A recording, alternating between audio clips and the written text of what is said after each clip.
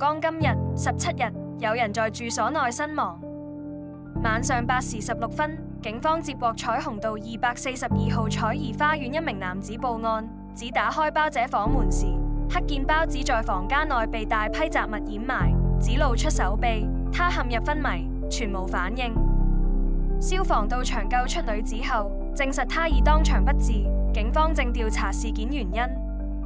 警方表示，死者為58歲袁姓女子，涉事房間內充滿雜物。據知，死者2日沒上班，上司遂聯繫家人查詢，最終揭發事件。死者沒有患病記錄，遺體尚未發現可疑傷口或損傷，死因有待驗屍後確定。案件列作屍體發現處理。原文網址：新蒲崗彩怡花園女子沒上班，胞弟開房門揭被雜物掩埋，當場不治。